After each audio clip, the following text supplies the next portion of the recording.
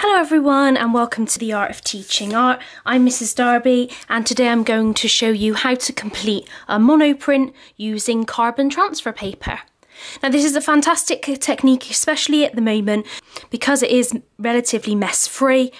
With the difficulty with monoprinting is if you're in a different classroom, obviously you have to carry a lot of equipment with you, but with this technique you just literally need paper, your image and some carbon paper, and you can complete a really lovely print. So this is my example, so you can see that with the carbon print process is a really lovely delicate print. You're able to get a lot of detail, but you are using mark making to create the tone. So different to a monoprint where you can use different pressure to gain different tones, darker and lighter tones. With this, the harder you press, yes, it is slightly darker, such as these areas here, but actually on the whole, it's mark making that you need to bring out some texture and interest within the piece. This actually worked really nicely. The wood texture with the mark making that I did looks really lovely within this piece, I think. And you also kind of have a second piece because you could use the leftover carbon paper as a secondary piece of work, maybe to photocopy and collage and work with.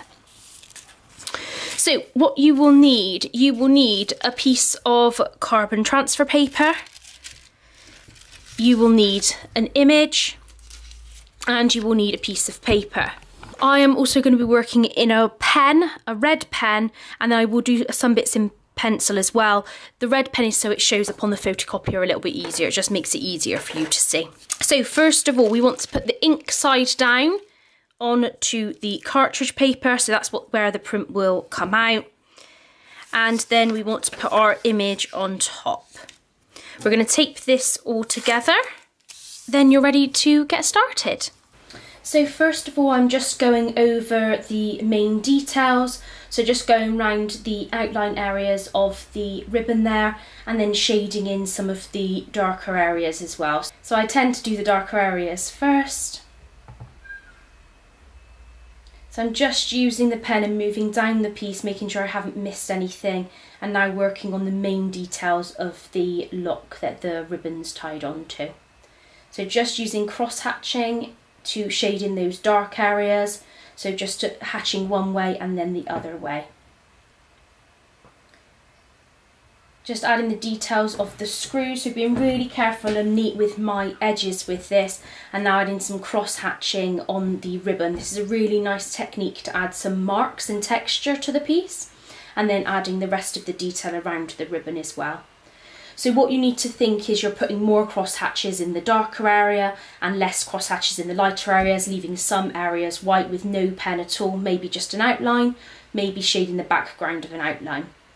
So just start finishing off the gate, adding those darker areas in to make sure I've got that contrast of light and dark, and then working with the wood grain to add some mark making to the piece. So I'm just tracing over the lines that are there, just being really observant, taking my time to add those really fine details so it looks really lovely.